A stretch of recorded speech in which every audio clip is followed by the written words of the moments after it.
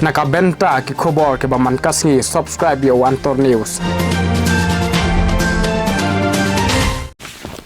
Usembut mentirang ba aga chala ba prestun tensong ulai tu hakilat patai khobor ba ka sorkar klade pan pen bana bakan sa pelai no ya ka tulop ka ba sau banai jong ki Nonghikai SSA hapo ka arpunyo trik mentau banai.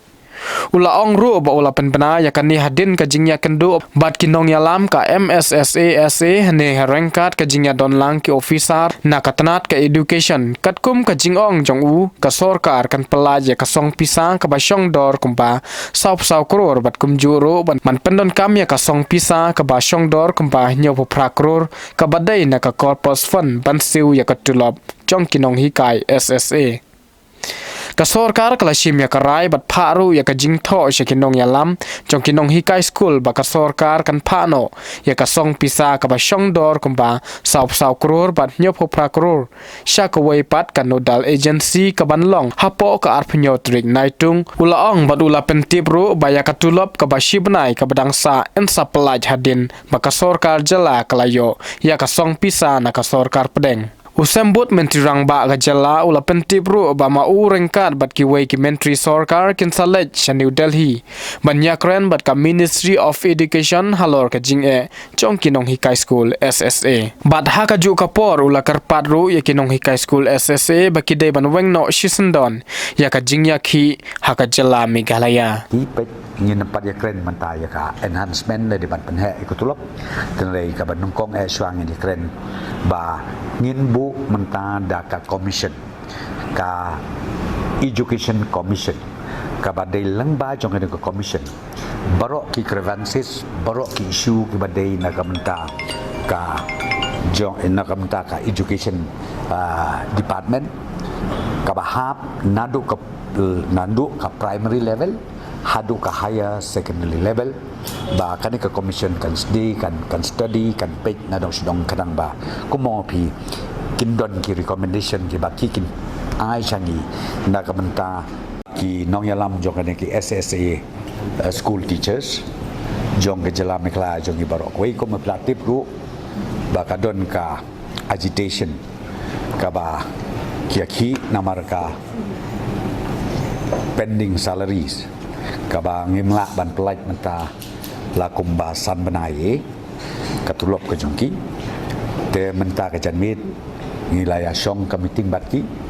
Hadien ba nakaliang joga department ngilaya syong bat nga kabangi work out ka e ka solution ban penpoi saka jingya bakin call off no artat ya ne ka jingaki te kabang sultanat kolong ba ngila rai ne kadang komen ba lakum ngin pelaj ya kaneka pending salary ke jongki by next week sau benai langin patla lut bat clear borosan benai ka outstanding ke ringin pelaj swa sau benai bat Hadien bang layo pada ya ka fon nang te na po Delhi ngin supply lut katkum kajing katkum ka entitlement ke jongki ka ba shell communication shaki hakabide bat kaneka salary bat na kerpat o yaki ba kin sngo ba ban call off no ya ni ka agitation joki bat ki kyong nginam la ban rai mentangi hab ban le pangai shaki para Nonghikai ki ban nang tai po additional secretariat bat kermen scam hiru ba la kumnu kin call off no ya ni ka jinga ki joki bat bakin le join biang ya ki school ki joki ha ki school ki ba pero ke ba hab apok ajela Meghalaya ai baro ko we kata kadeka ka jingi kundu jonga nakaliang ka comment pat kini ki nong yalam jong kinaga SSA school teachers faced by the teachers. We understand the problem, we understand the hardship faced by the teachers where the pending salaries could not be cleared to them for 5 months, and today I've already communicated to them that the government has decided to release by next week the pending salary of 4 months instead of 5 months. 4 months will be released next week to all the school SSA school teachers, and the remaining 1 month will be again released only when the fund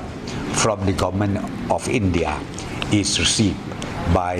the state government. That is the point number one where we discuss. And the point number two, of course, they raise about the enhancement of the salary. And regarding this point number two, I told them, be little patient. We don't have to talk now about the enhancement, but I informed them officially. I told them, see, we are going to set up education commission,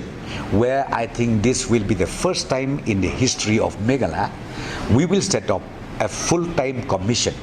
and through this commission, all categories of teachers, all categories of the school management, they can always submit the proposal or